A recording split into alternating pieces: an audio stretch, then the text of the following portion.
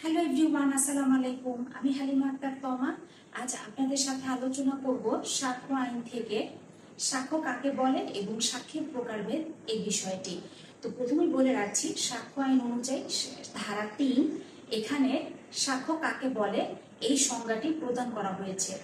সাক্ষ্য হলো মূলত, মনে করুন, যখন কোনো একটি বিষয়ে আদালতে বিচার কার্য পরিচালিত হয়, তখন যেটি হয় যে কোনো বিষয় প্রমাণের জন্য কোনো একটি মানুষের বিবৃতি অথবা কোনো বিষয় প্রমাণের জন্য কোনো দলিল উপস্থাপনের জন্য আদালত যে নির্দেশ প্রদান করে বা অনুমতি প্রদান করে সেটি হলো সাক্ষ্য।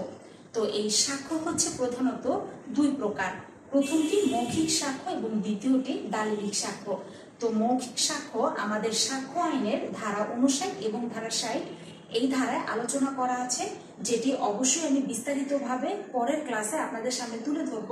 এবং দালিলিক সাক্ষ্য ধারা 61-তে বলা আছে। এখন এই যে আমরা জেনে নিলাম যে সাক্ষ্য দুই প্রকার, মৌখিক সাক্ষ্য এবং দালিলিক সাক্ষ্য। তো এছাড়াও সাক্ষ্য আরো দুই প্রকার আছে, আর সেই দুই প্রকার হলো প্রথমত প্রাথমিক সাক্ষ্য এবং দ্বিতীয়টি হলো মাধ্যমিক বা গৌণ সাক্ষ্য। এখন এই প্রাথমিক সাক্ষ্য, এটি সাক্ষ্য আইনের ধারা 62 এখানে আলোচনা করা আছে, আর মাধ্যমিক সাক্ষ্য সম্পর্কে ধারা 63 এখানে আলোচনা করা আছে। তো এখানে একটা টুইস্ট আছে যে প্রাথমিক সাক্ষ্য বা মাধ্যমিক সাক্ষ্য এটি মৌখিক বা দালিলিক হতে পারে। তো মৌখিক আর দালিলিক কিরকম, যেমন প্রাথমিক বা মাধ্যমিক মৌখিক সাক্ষ্য এবং প্রাথমিক বা মাধ্যমিক দালিলিক সাক্ষ্য। তো এই হলো আজকের সাক্ষ্য কাকে বলে এবং সাক্ষীর প্রকারভেদ।